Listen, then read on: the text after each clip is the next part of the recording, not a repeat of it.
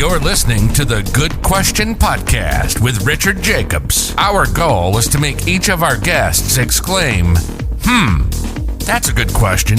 I don't know the answer.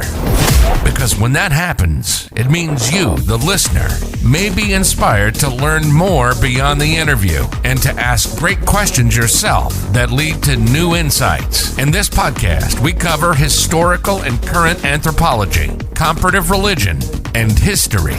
Welcome, and let's get started. Hello, this is Richard Jacobs with the Good Question Podcast. I've got a returning guest. We had a great conversation last time. I expect the same.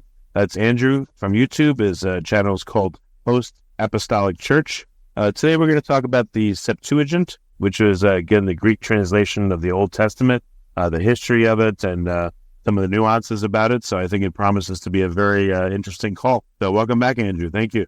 Thank you. Thank you for having me back. Yeah, and just for listeners that may not have listened last time, if you could just give a brief, your background and what led you to create your YouTube channel and populate it with all these great videos. Mm-hmm. So one of the things is, as someone who grew up in Christianity, I had a lot of questions about what's truth, what's the Bible.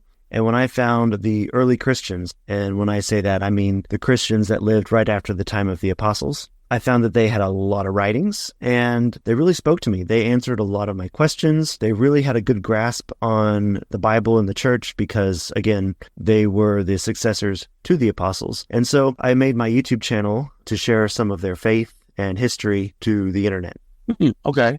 And the Septuagint, when did it first come across your radar? And, I'm sure you've done a lot of research on it yourself, which we'll talk about today. So let's get into that story. Like, how did you first start thinking, I wonder how much more to it is there than maybe a snippet or two that you've heard about the Septuagint? Right. When I first, 10 years ago, all I heard was the name and I knew what it was. It was some kind of Greek writing. And the Septuagint is the Greek version of the Old Testament. And it was some 10 years ago, I just got this bug. Really, it was an obsession. And I thought, I have to figure out what this is. Sometimes people hear about some unknown thing and maybe they're scared of it and so they stay away or they don't care. But in this case, for some reason, I said, I have to learn what this thing is. And so I really dove into it for my personal reasons at first and find out what it was, when it was, how it came to be. And then when I quickly discovered that it was very related to the early Christians, I was able to take a lot of my research and post videos about the Septuagint on my channel. And so since then, it has been a very big passion of mine to talk about the Septuagint and what it is. One quick question comes to mind. I wonder if there was a period shortly after a good amount, well, maybe after all the New Testament, the epistles, everything was written. I wonder if there was a call within the early church to say, we don't need the Old Testament. The covenant's new. That's not really applicable. Who cares? Just work with the current material we have since Jesus came. Was there ever any pressure for that? None at all. Not at all. I mean, the early Christians, the apostles, they valued the Septuagint as scripture just as they valued Jesus himself. And because, again, for the apostles and the early Christians, they saw the Old Testament as pointing to Jesus, including the Septuagint, the Greek version of it.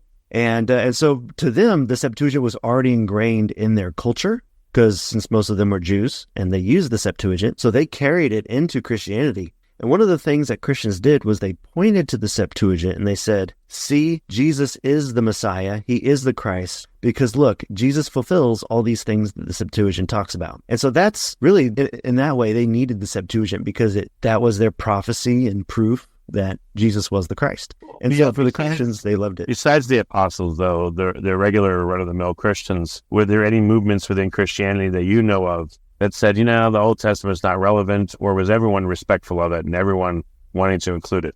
Everybody was. Not a single person I know of said the Old Testament meant nothing. Like you and I talked about in our last conversation, I think the group that probably disrespected the Old Testament the most, even though, again, they did not, was the Gnostics. Of course, I think when I say they disrespected it, it's because the Gnostics believed that the God of the Old Testament was an evil and wicked God and different from the God of the New Testament. But, you and I talked about that last time. Okay. I just wanted to be clear. Yeah. I love the Old Testament, too. I think it's very important. So I'm not trying to say it's not.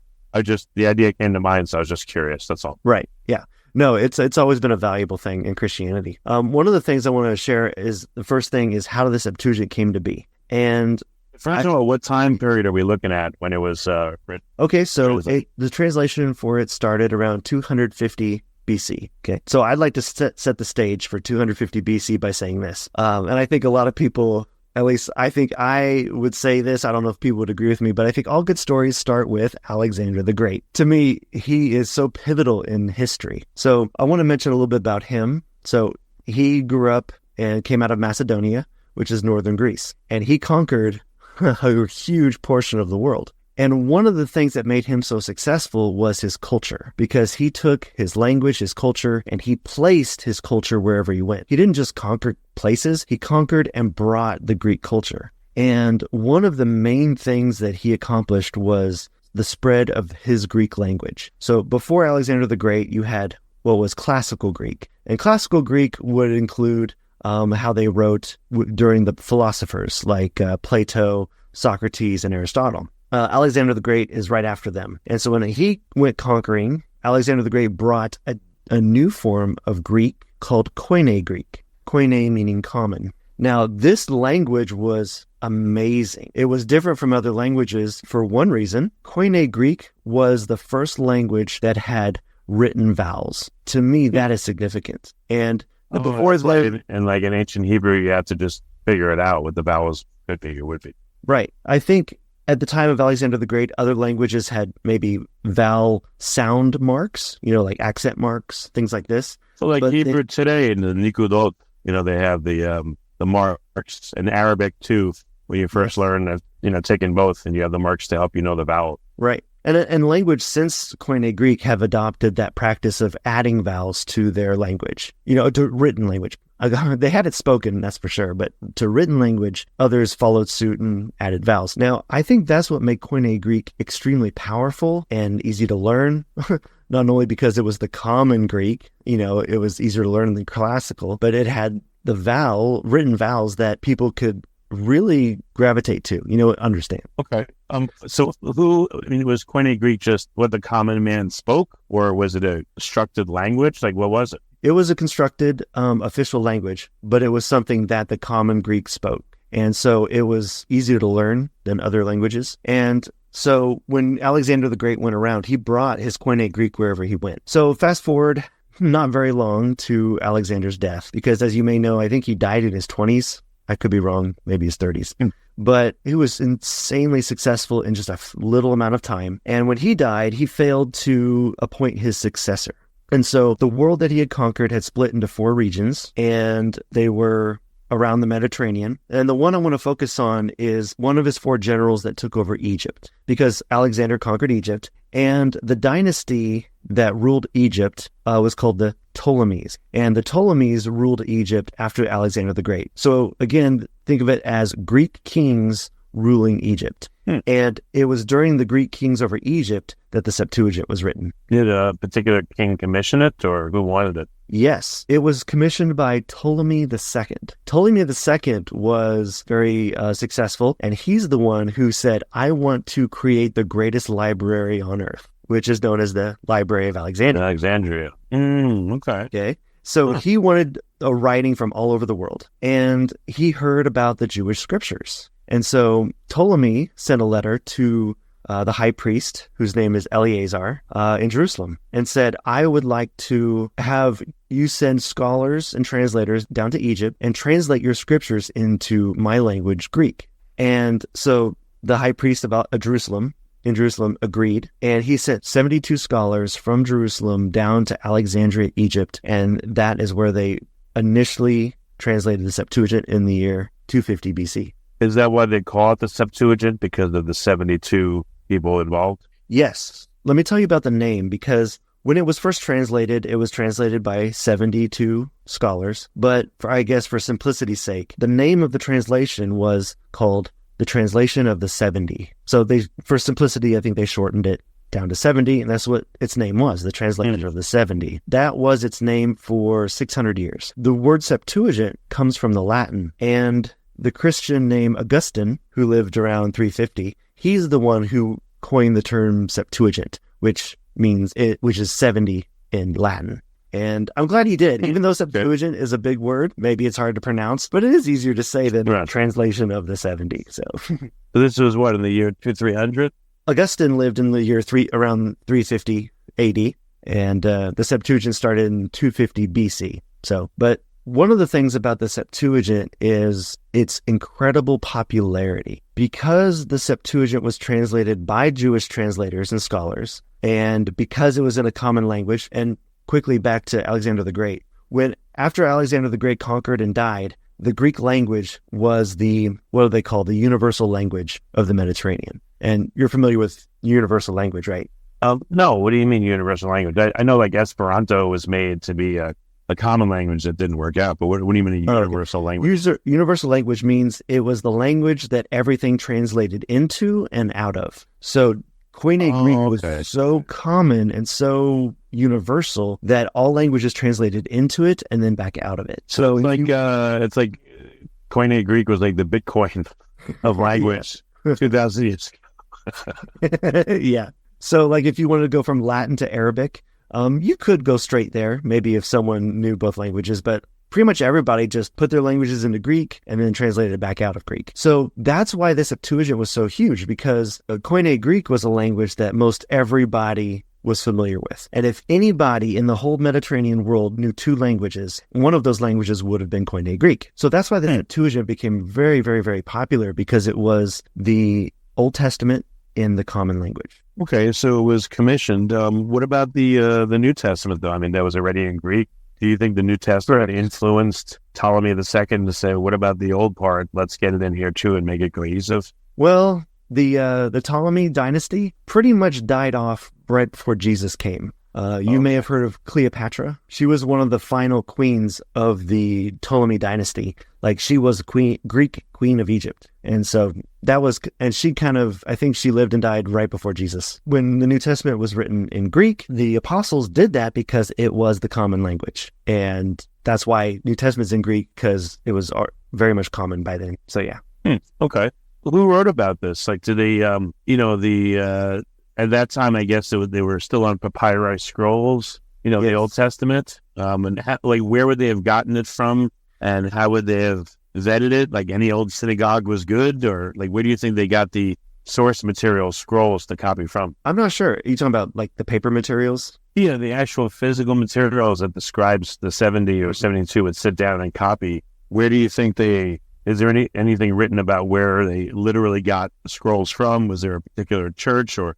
No, I think they were supplied by King Ptolemy II, that when he commissioned them to translate it, he gave them all the supplies they need. And then from there, copies were made. And I can't really speak to to the paper or whatever, but I do know that if you were a king in that time, you had no shortage of paper. Like, if the king wanted paper, he could get it. The common person, I'm not sure how hard it was to get paper back then. Do you know if it was still papyrus, or was it, was it a different form, like animal hides? I guess they would have gotten it from a Jewish, synagogue and opened the scrolls and started copying there, That's a good question. I don't know exactly what the material was. I know it was some kind of paper, like it could be from papyrus or something. They were definitely beyond writing on animal skins. But I will say that the Old Testament scriptures in Hebrew that were in Jerusalem, again, this is not Septuagint or Egypt, this is in Jerusalem. They had the scriptures written on stone and gold in Jerusalem.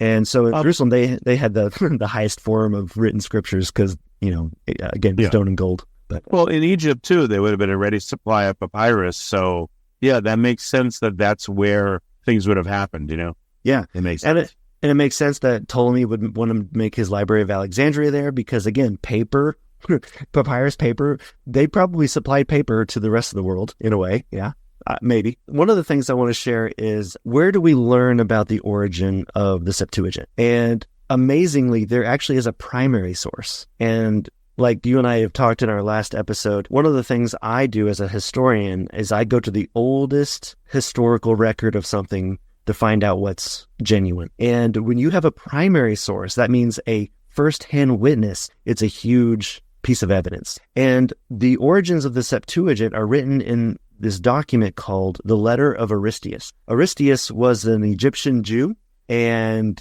according to his letter, he went to King Ptolemy and said, hey, there's scriptures up in Jerusalem. You could add that to your library. And then that prompted Ptolemy to write to the high priest and get this done. And then in the rest of Aristeas' letter, he records in great detail his journey. He goes to Jerusalem and he has great detail of what the temple looked like in 250 BC. And he goes and visits with the high priest. Then he comes back and speaks to how the Septuagint was translated, by the 72 scholars. And his writing is extremely detailed, and I was amazed by it because it's a primary source. Aristeas. So he witnessed the transcribing. Yes. Okay, go ahead. Yeah. And so Aristeas is a primary source. Now, typically, as a historian, you definitely need corroborating sources. So for that, you usually go to other primary sources or you go to secondary sources. So I like to share some secondary sources of other ancient people who said, yes, this is how it happened. And one is Philo of Alexandria. Philo of Alexandria was a very famous Jew who lived in Alexandria, and he lived in the early ADs. Like, he probably died right after Jesus died. He lived in Rome right while Jesus was living in Judea. And so Philo wrote a lot about the Septuagint, and he praised it. He said, here is the Septuagint. Yes, it was translated here, and Aristeas has a true account of how this happened. So Philo, again, early 1st century AD, he writes about it. And then the very famous Josephus, who lived in the late 1st century AD, after Jesus. Josephus wrote about the Septuagint and said, this is what we use. This is our Old Testament. And Josephus also repeats from the letter of Aristeas saying, yep, this is how it happened. What stage would the Septuagint have been in at the time of Jesus' ministry? Okay, so the Septuagint, when it was first translated in 250 by the 72 scholars, all they translated was the books of Moses, the Pentateuch. And so they did the first 5 books of the Bible. And it was over the next 300 years after that the rest of the Old Testament was translated and added to the Septuagint. It was started under Ptolemy II, and then it would have been, I don't know how many kings after that were leaders, like 5, 6, 10. Mm-hmm. It's a long period of time. Now, I think after Ptolemy, I don't think the following kings commissioned anything. I think Ptolemy II started the Septuagint, it was established, and I think the Jews took it from there, where the Jews said, all right, let's translate more books into Greek and put it in the Septuagint so that more people around the world can read it. And so it's like saying, we want to get the rest of the catalog on Spotify and YouTube and make sure it's as widely distributed as possible. Exactly, yeah. Okay.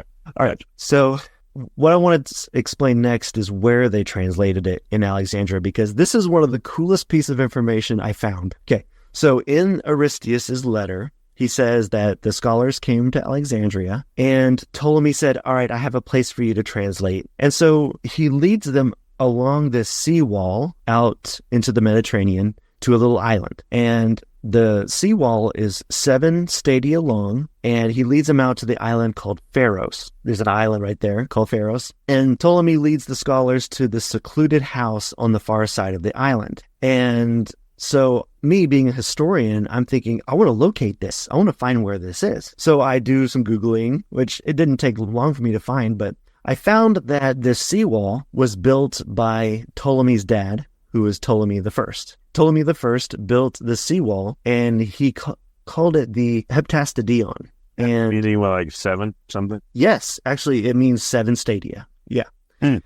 And so he built that. And so putting that together, that's what the scholars were walking across to get to this island. So what I did is I went to a map and I found the island of Pharos, and I see the bridge, the seawall that goes out to the island. Then if you're on this island and you go out to the edge of the island to this so-called secluded house on the far side, on this island, there's something there. Like in Aristeas, he doesn't call it this. Aristeas does not identify this house. But when you're looking at a map and you see what's there, there is something there. And what is there? This house that the scholars went to is the Lighthouse of Alexandria. This is one of the 7 wonders of the world. And I guess it didn't have that name or anything when Aristeas lived, but the lighthouse would have been constructed around this time because it was the Greeks who constructed the lighthouse. And so here you have these scholars translating the Old Testament from Hebrew to Greek at the Lighthouse of Alexandria. And when I discovered that, I was blown away. I just really love it when history comes together and you hear something that is connected to something else. It's very exciting. They would have written this in the lighthouse. So what else did you find out about the lighthouse? Is it open today? Is it a tourist place? Like, what is the condition of it nowadays? Okay. The condition of the Lighthouse of Alexandria today is, I'm not exactly sure, because I looked it up recently, and it's controlled by I'm not sure where the state of the lighthouse is today. I don't think it's a big tourist spot, which I wish it was, because one of the... Do you think you could travel there? I think you can, but it's not friendly to Americans, per se, from what I understand. But I think you still can, maybe if you're a part of a tour or something like that. But that's one place I would love to visit sometime. That's what I mean. Why not contact the Egyptian government or tourism and see if it can be visited? Mm-hmm. Yeah. Maybe you call a local tour company and say, hey, I'm interested in this, the island of Pharos, can we go there? It might be really cool. I would guess it's largely ignored. I haven't really heard anyone talk about this, so that would be my guess. So maybe it's actually an opportune place to go to. Right. As with a lot of the wonders of the world, I don't know what year it happened, but several earthquakes did destroy the lighthouse itself. The lighthouse is destroyed, but the base structure, like ground level structures, are still there. And when I looked at it recently, it's called a fort today. I don't think it's a military fort, because I did look at some pictures. It looks beautiful. It does look like it could be a tourist attraction still, but they call it a fort, and it looks very beautiful. But unfortunately, again, the lighthouse has been destroyed because of earthquakes. What else was written about the lighthouse itself? Did they say much about it? Or they just said a house at the end, and nothing else was said? I'm blown away by that too, because you're right. Aristeas just calls it a secluded house. Maybe it was a house and then it was made into a lighthouse later on. Right. Well, I looked at the dates that when the Ptolemies built the lighthouse, and it looks like construction started a couple decades before Aristeas, and construction was completed sometime soon after Aristeas. So it was either under construction or it was completed, I think, by the time the Septuagint was written. So, well, back in the day, they probably would have had someone that lived there. So maybe that's why they called it a house. Like, there might have been a caretaker. I'm just making this up. I have no idea. True. But, though I will say that it's a very large lighthouse, very large, where 72 scholars could have their own rooms in this place to translate. And which brings me to the legend of the translation that I like to share. Is a legend behind the translation, that the translation happened miraculously. And so what I'd like to share with you is what Irenaeus said about this legend. Irenaeus was a Christian who lived in the year 180.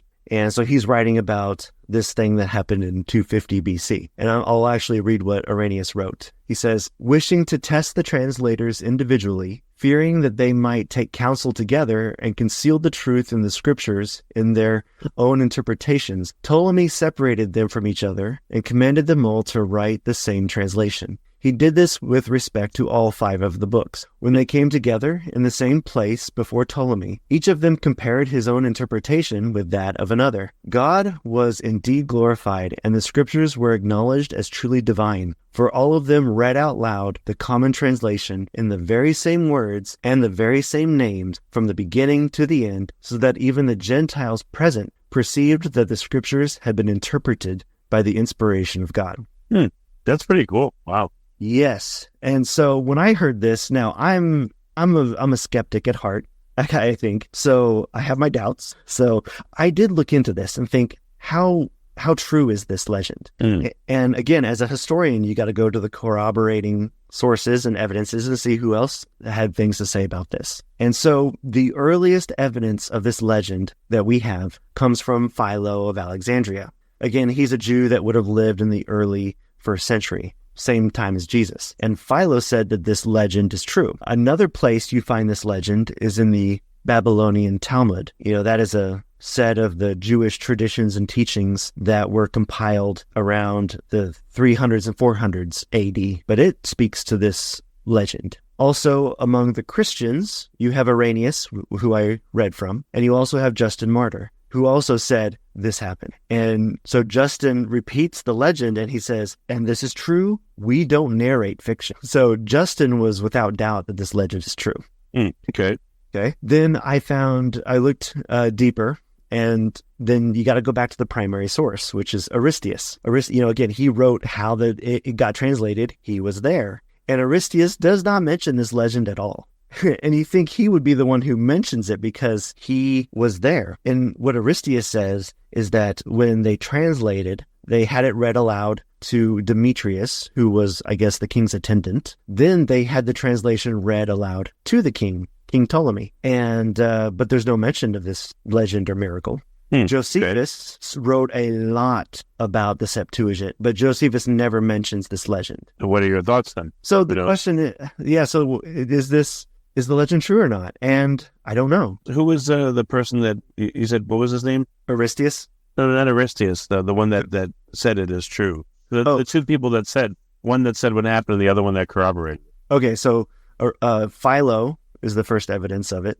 The Jew that lived in Alexandria, 300 years after the Septuagint. Babylonian Talmud mentions it. And then among the Christians, Justin Martyr and Irenaeus mention it. All right, but Justin Martyr is the only one that corroborates supposedly that all the different scribes said the exact same words. Mm-hmm. Yeah, all four of those people I mentioned, they say, yes, this legend is true. They all miraculously got it. Translation. But what if you have those? All right, so if you put these accounts chronologically, which one would be the earliest? Okay. Oh, yeah. Great question. So Aristeas would be the earliest primary source. He was there. He does not mention it. Then you have Philo, Philo of Alexandria, the early 1st century. He mentions it. Then you have Josephus, late 1st century. He does not mention it. And then from the Talmud, which is the Jewish traditions and teachings, it does mention it. And then later, two Christians mention it too. So that's the chronological order. It's almost like the Gospels in a way. The accounts are similar but different. Yes.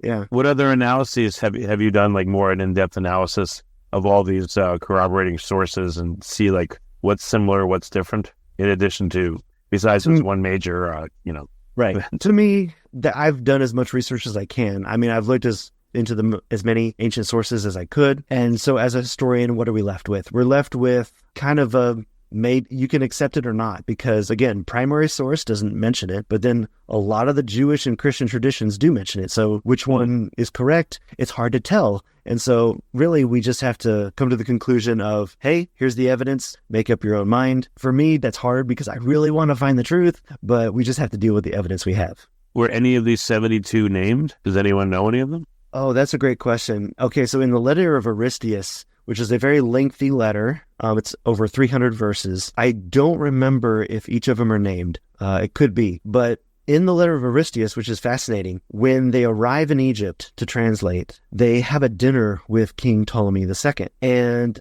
Ptolemy asks each of them a question that relates to philosophy or wisdom. Like, what do you guys think about this piece of wisdom? And he asks every scholar a different question and they all have an answer. And so if they had names, it was there. I don't remember if they had names or not. All right. So so there's no mention of any of their names. Mm-hmm. For each book, how many individual scholars or how many individual transcribers would have transcribed it? So how many versions were there to compare and see they were all exactly the same? Sure.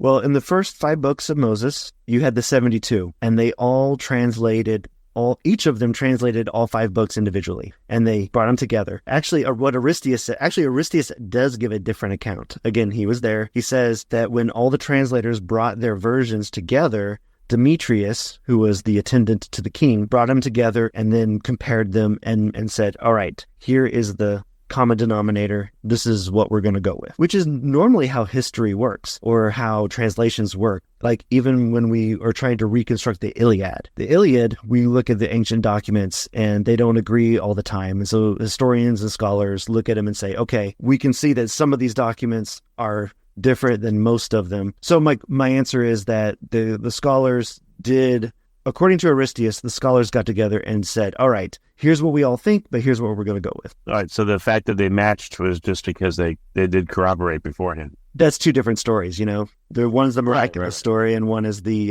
Aristeas' version. But in the end, they did have one solidified version. Now, this is one thing I want to point out. The only thing that I gain from the story of the legend, the miraculous legend, the thing I gain is that legend came from somewhere. And I really think it came about because the Septuagint was so popular. People praised and used and spread the Septuagint all over, and it was so well respected. I can see how that legend could come about because it was just so well respected.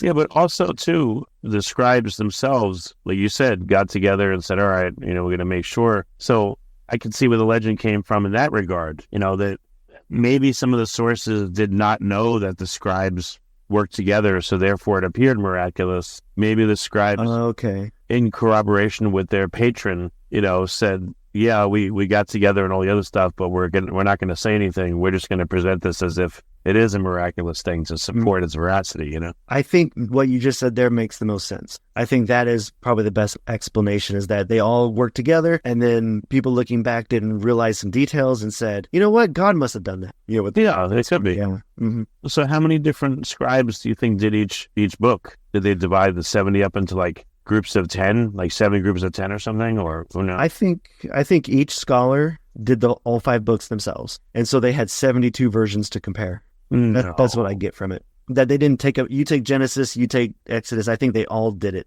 I would think maybe they'd have like teams where they have like a main and then helpers, and then maybe the main would, okay, I'm responsible for Genesis, and you 6 are going to be writing, and I'm going to be the one that's checking everything and make sure it's all together, and like managing you guys essentially. No, what you're saying makes sense, because that's how we would project manager things today.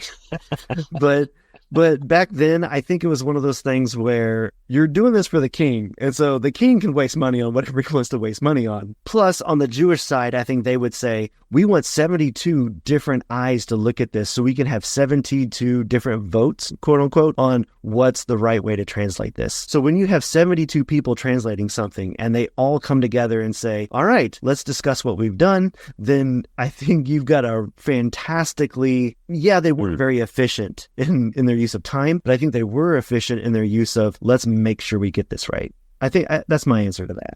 So, all right, if you had 5 different groups, or if you had 72 different ones, what happened to 71 out of the 72 efforts? Were they all thrown away? Where would they have gone to? And whose was picked and why? And then wouldn't that create, upset? Like if you and I were 2 of the scribes, and, your book of Genesis was accepted and mine wasn't, I'd be like, hey, man, come on, I did all this work. It's not fair. I don't know. It's just weird. It's very strange how this what would have happened to all this. They wouldn't have just thrown it away. There's probably a couple scholars that, did things differently, like you said, or translated it differently. But I think they were all there for the same purpose, and they all worked as a team. So I think they worked through their things. When I read the letter of Aristeas, I just saw this amazing purpose and enthusiasm in everybody involved, that they all knew what they were there to do, and they were all there to accomplish the task, not to be there to argue amongst themselves, but they probably did too, but that's not the purpose. Yeah, and they would have had to make copies. So maybe all of them were accepted, but which one of them would have been the main one? Like Ptolemy would have said, all right, do this, and we want X number of copies to distribute to like his favored churches or whatever, but he would have wanted, obviously, the best one for himself, maybe to keep in display or to put in the library. But he would have wanted some for himself, I'm sure, like extra copies and stuff to have on hand. Can't imagine not. Yeah. Well, or just the library was his copy. Yeah. Or to say to him, like, in honor of your great patronage, oh Ptolemy, here's a beautiful gold leaf version for you and for the wife and for the for the kids. And I don't know. It's just, I wonder how it would have been disseminated again. How many copies would have been kept? Right. What would have happened to them? And that's a great question. I'm not sure. I do know that, the main copy that they had in the library, it was available in the library for anyone. So if any Jew from anywhere in the Mediterranean world, if they came to Alexandria, they could go into the library, access the Septuagint, and just translate it for themselves. Copy it for themselves. And I just think that is fantastic that, it was publicly available. Yeah. One of the things I want to mention is when the Septuagint, I said the Septuagint began just with the books of Moses, the first 5 books. Over the next 250, 300 years, other Jews came and translated other books. For example, someone would have come later and translated Isaiah or Jeremiah or the Psalms and all these things. And so over the time, people came and translated the other books of the Old Testament. Now, one of the interesting things I want to point out, this is very fascinating, is some of the books in the Septuagint are what we call the Deuterocanon. The Deuterocanon are books that the Protestants do not have in their Bibles, but the Catholics and Orthodox do. And the Deuterocanon were about 11 or 13 books that were added to the Septuagint along with the others. along with Daniel and Esther and all these ones. The Deuterocanon, when they were translated, you have some translators' notes added to them. Like the Jew that translated it, they actually put some of their own notes in there. I want to share a couple of examples from that. I'll give you a couple examples of the Deuterocanon. A few of the books would include the Maccabees, and of course the books on the Maccabees explain the origin of Hanukkah. Okay. You've got a book called The Wisdom of Solomon, or just Wisdom. You have a book called Sirach. Sirach is an interesting one. It was translated by a certain Jew, and he said, this book was written by my grandfather, who was a leading Jew in Jerusalem. And Sirach is a long book that probably reads more like the Proverbs, but Sirach has a lot of teachings that Jesus adopted, or Jesus repeated. Actually, there's a few things from the Sermon on the Mount that were previously mentioned in Sirach. So okay. It's very fascinating. And again, with the Sirach, in those translators' notes, he actually says the date he translated it. So me as a historian, I'm thinking, oh, that's so helpful. Thank you. Because it puts it in the frame of history for me. So Sirach would have been written, if I remember, about 90 BC. Or it was written about 150 BC, but translated in 90 BC. And it was added to the Septuagint. And the Catholics, the Orthodox, they all see Sirach as scripture. And I've read through Sirach, and I think it's fantastic, but that's another example. The one translator's notes that I think is very fascinating is with Job. Whoever translated Job from Hebrew into the Greek put some notes at the end, and they tell us who Job was. Really? So what they said is, at the very end of Job, translators' notes that say that Job is the 5th generation from Abraham through Esau. So Job was an Edomite, because Edom is through Esau. And Job was a righteous man. I guess, see here, Abraham, Isaac, Esau, 3. So I guess 2 more generations after Esau, if my math is right, is when Job lived. And so if Job is 5 generations after Abraham, you can think about it this way. Moses is 6 generations after Abraham. So Job and Moses may have been contemporaries. And when I read that in these translators' notes, it really brings out a lot. And I just think that really helps me understand who Job was. And if you look at the chronology, in fact, I'll bring in Genesis to this. If you look in Genesis chapter 36, verse 33, there's a man there called Jobab. And that person would have lived at the exact same time as this translator is saying. And that, I believe the translator's note says, yes, that is Job. So for me, I'd love reading translators' notes like this because it gives me a time frame of when Job lived. How often do they do translators' notes? I mean, I've never heard of such a thing. It's not often. I would say there's translators' notes at the end of Job, but that's all I can remember as far as the books of the Old Testament that everybody accepts. But again, with the Deuterocanon, I would say there are translators' notes on maybe 25% of the books. There's a note about where. Why so much? Because they knew they had to go to a higher level of proof than what was considered canon? Maybe so. I think it's just scholarly reasons. If you're a good scholar, you're going to say, here's my preface, or here's my citations. I think they were doing that as good translators and good scholars. They're saying, here's more information, and here's why you can trust it, or here's how you can get more information. Okay. I just love it for those reasons. Yeah, no, that's amazing. Why would Job's name be Jobab? Is that a common change of it? Andrew saying Andy for short? Is that what it's about? Yeah, I think that's a very good analogy. Yeah, there's a lot of people in the scriptures that went by multiple names, and it was just different forms and the same name, really. Yeah. Like if your name was Carlos, you'd be like Carlito. Your mom called you that or something. Right. Okay. Interesting. So the last thing I want to mention is what happened to the Septuagint. Okay. Because it fell out of popularity. So with Christianity, the Christians, both the apostles and the early Christians, they pointed to the Septuagint and said, hey, look at all these prophecies of Jesus. And the Septuagint was celebrated by the Jews and the Christians. But once the Christians started becoming a big religion, the Jews said, oh boy, they're using the Septuagint to prove Jesus. And when the Christians started saying the Septuagint is ours, well, the Christians just said the Septuagint's everybody's. But when the Christians started using it, a lot of Jews said, ooh, this is not good for us, and we don't like that. So around the year 100 AD, or after, the Jews commissioned more people to retranslate the Old Testament into different Greek versions. For example, there was one version of the Greek Old Testament by Theodotion. There's one version by Aquila of Sinope, and there's another version by Simancus. And what I see in this history is the Jews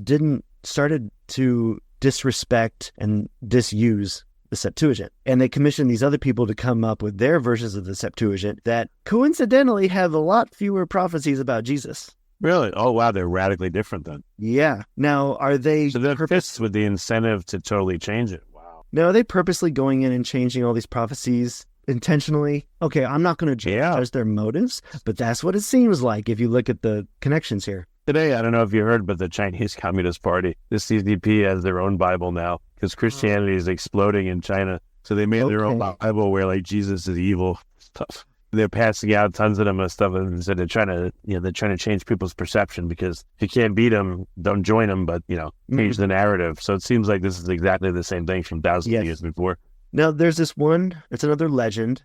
There's this idea that the Jews called a council to get this done, and it's called the Council of Jamnia. There's information that there's a Council of Jamnia that happened in the year 90, and it was there the Jews said, we will abandon the Septuagint, we will go to different translations, and we need to really take a lot of Jesus out of the Old Testament. And so I looked into this. I thought, okay, this would be a smoking gun, right? If you could find a Council of Jamnia where they said, we're doing this. So I looked into it, and to my surprise, there is zero evidence that there ever was a Council of Jamnia. Again, this is another legend that someone came up with that said, I see the Jews abandoning the Septuagint, coincidentally, after Christianity got popular. So they must have had a council to get this done. But unfortunately, in reality, there is no evidence that there was a Council of Jamnia. So were these just all individual synagogues that said we're going to take matters into our own hands? Like what kind of Jews were these three, other scholars? Are there different kinds back then? Or? Theodotion, he was not a Jew by birth. He was a proselyte, so he converted to Judaism. If I remember, Aquila wasn't even Jewish at all. And Symmachus, we know the least about him. I don't remember. I think I'm correct about that. Theodotion was definitely a proselyte. Aquila, I don't think that the person was even a Jew. So there's some sketchy things like that. So just to go back for a moment, when was the Septuagint completed then? Started in 50 BC? It was completed.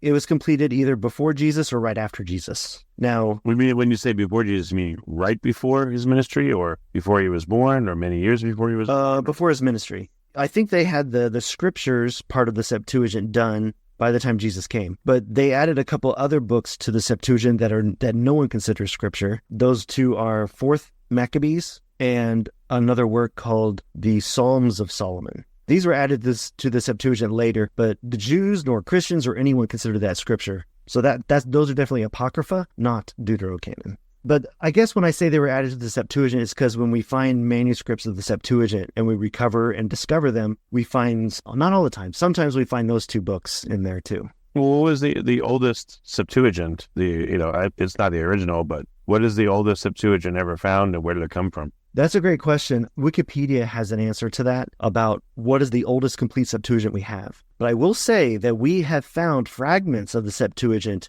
from the 100s BC, fragments that date back to then. So we do have fragments that the Septuagint did exist before Jesus. Absolutely. We have fragments from the BC time period. So yeah. Has any scholars taken the Dead Sea Scroll versions and compare that to the Septuagint, the earliest, fragments found? Yes. I'm glad you brought up Dead Sea Scrolls because they are a huge witness here. So like what you and I talked about in our last episode was the Masoretic Hebrew. We date that back to about 900 AD. That family, that's as far back as we can go in history with that. I know it did exist before, but that's as far as historians can go back to find evidence. The Septuagint, we have evidence of it going back to 250 BC, like what you and I have been talking today. The Dead Sea Scrolls are fantastic because they were written in the 1st century, and then they were preserved, and we found them in the 1900s. And that is mind-blowing that we found complete manuscripts that date back 1900 years. Dead Sea Scrolls are a giant witness to all of this. Now, what the Dead Sea Scrolls show is very interesting, that they show that during the 1st century, when Jesus lived and such, the Dead Sea Scrolls show that there was a Hebrew family of manuscripts back there that people used. that Hebrew did exist. I mean, we all knew it did, but it proves that it did. We just don't have the history of what it looked like back then. Then the Dead Sea Scrolls also proved that there was a Septuagint family of manuscripts, because the Dead Sea Scrolls had some books that followed the Septuagint readings. Let me give you one example. The most famous manuscript from the Dead Sea Scrolls is the complete scroll of Isaiah. And that is on display in a museum in Jerusalem. And I almost got to visit that a few years ago. And that scroll, when you compare that scroll of Isaiah to either to today's Septuagint or today's Masoretic, that scroll actually matches today's Masoretic. So that scroll of Isaiah proves that the Hebrew does go back that far. It did exist, and it was there in the first century. But again, there were other books in the Dead Sea Scrolls that read way more like the Septuagint. So the Dead Sea Scrolls just kind of showed that there was a lot of manuscript variations back then. Yeah, no, that's amazing. Yes, it is. Have you studied Koine Greek to be able to read it natively? I wished. I have some tools that I've used where I can, like I say, I can know enough to be dangerous. What were the original works of all these I'm sorry about the names, but the primary source for the Septuagint and all the other sources, were they all written in Koine Greek, or what language are they written in? Yes, we'll see here. Philo, I will say that, yes, they were all written in Greek. Philo, Josephus, Aristeas, Irenaeus, Justin Martyr, they all wrote in Greek. There's one more Christian that wrote about the Septuagint, and his name is Tertullian, and he wrote in Latin. But pretty much all corroborating evidence is also in Greek. Yeah. Interesting. I wonder if you go to Egypt today, if there's much evidence of the Koine Greek still around and used in who knows where. I don't think so. I think Koine Greek has naturally evolved over the last 2,000 years into modern Greek, because classical Greek is definitely... It was in Egypt. When did it leave, and what marks did it leave, if any? I know it's a huge question. When did Arabic take over, and when did, ancient Egyptian go away? I mean, when, what happened to the languages? When did it leave Egypt, essentially? Well, when the Ptolemy dynasty ended, again, right before Jesus, around the time Cleopatra and such. I don't know of Egypt's history much after that, but you're right. The Arabs took it over one time, and then another time the Egyptians reclaimed their government, and another time. I don't know the years on all that, though. I've heard that in Egypt today, there's still Coptic Christians, they're called. Yes, Coptic is just another word. To me, Coptic just means Egyptian Christians, because there's Coptic Catholicism, there's Coptic Orthodox, and Coptic Christians. So Coptic really just kind of means Egyptian culture. I have homework for you. Okay. You need to learn Koine Greek in full, and you need to travel to Egypt, and especially to the island of Pharos and all these other places, and talk to some of the Coptic Christians from the old churches, and see what you can trace back to find out more. I would love that. That sounds fun. But it would be cool if on your channel, and I know we're taking this aside, but on your channel, if you were to do a fundraiser where that would be your goal, is your community supports you to go out and helps pay for you to go do this and then report back to them, it might be something that could work. That'd be a dream. Yep. Yeah. Back to what happened to the Septuagint. This is the last point I had, is that's when the Jews stopped using the Septuagint, was right after Jesus. And the question is, when did Christians stop using the Septuagint?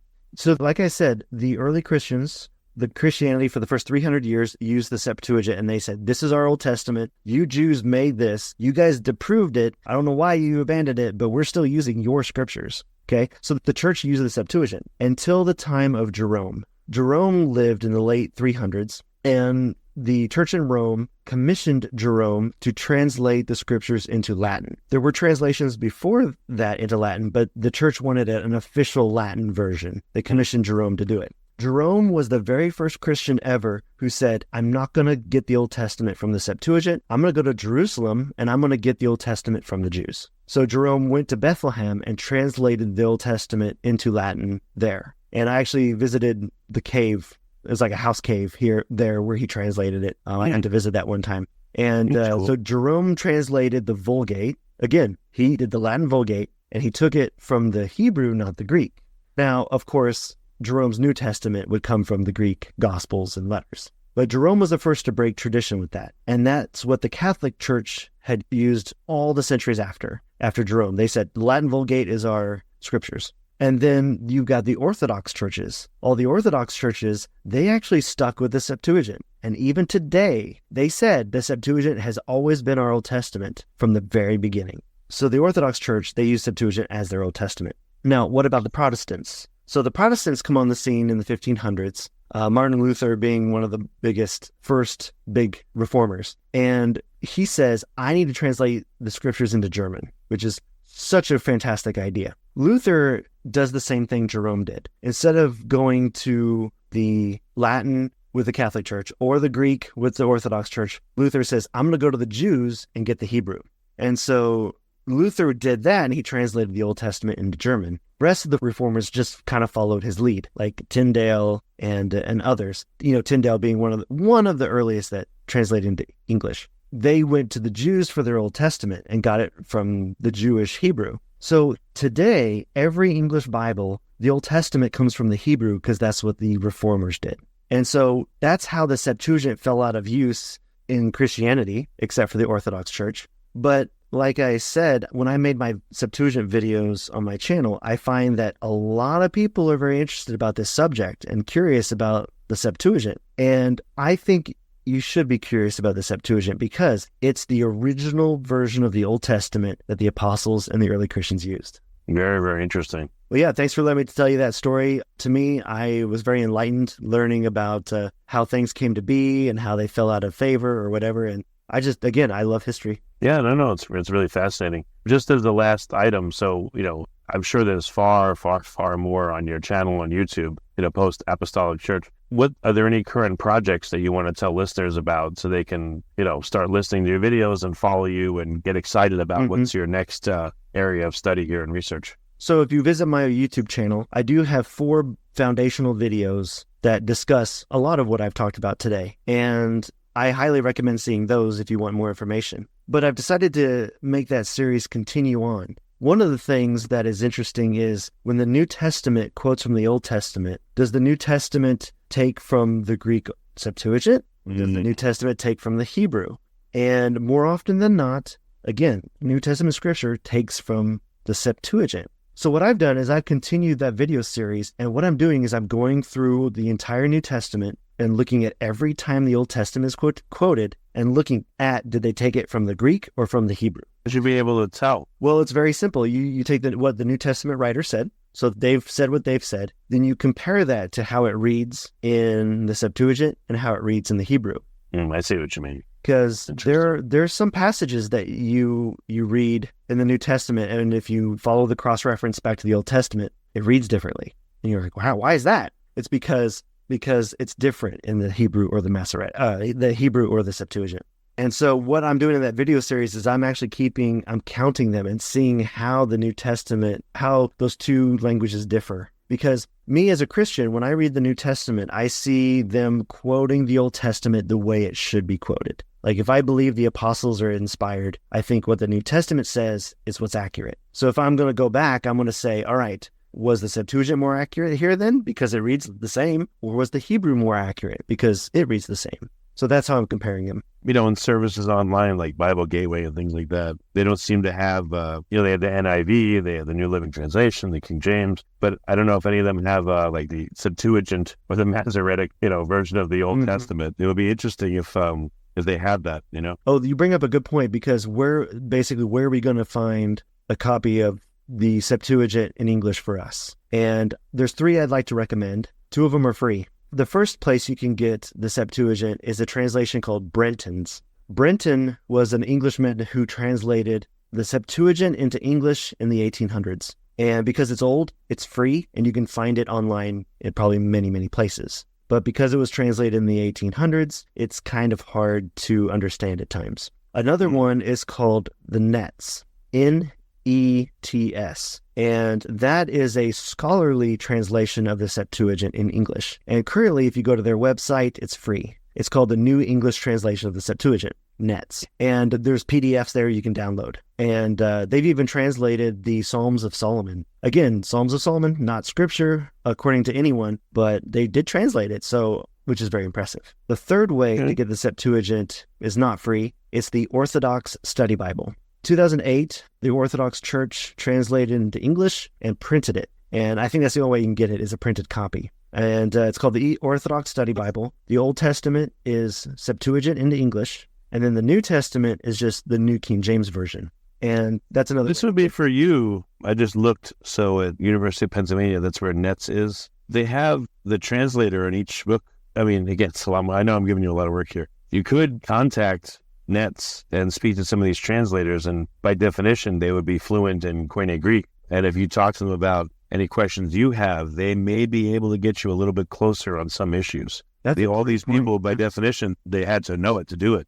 There's like 30 different names here, at least 50 different names. I try to tackle this as a historian from that angle. But you're right. Those translators are tackling it from a language perspective, which is very, very important. Not only that, imagine if you spoke to, I know it'd be hard, but if you spoke to every single one of them and you asked them as many questions as they could, like what history do they know? What sources might they know that you don't know? You may get a few extra ones that you could look into to go even deeper. Yes, absolutely. Yep. Because these people would have had to be they're not just going to learn the language with no context. So they have to have a lot more context in order to, again, to know Koine Greek. So they may be able to lead you, it's like living historical research. They may be able to lead you closer to what you want. I would imagine they'd be so good at it that to them, Koine Greek would be more than just, I know how to conjugate. To them, they would know the idioms and the nuances quite deeply, I bet. Yeah. So anyway, very, very cool. I love talking to you about this stuff. It's really, really interesting. And it's nice to see that, again, you have a personal interest. You're not speaking in, like professorial gobbledygook. It's in accessible language and everything. And I think it's been great. And I just want to thank you for coming again. And, I encourage listeners to definitely go to your channel on YouTube because, this is just like a tiny sample of what you've read and learned and researched. And there's so much more out there that I think you're a fantastic resource for people. So I appreciate and thank you for what you do. I appreciate that. Thank you. And I also thank you for allowing me to share my passions for history and scripture. Excellent. Thank you for listening to the Good Question Podcast. Please email support@thegoodquestionpodcast.com if you have any referrals to great guests for us to interview. Visit thegoodquestionpodcast.com to hear more interviews. And please help us spread the word by rating and reviewing us on Apple Podcasts, iTunes, Spotify, YouTube, or wherever you listen to this podcast.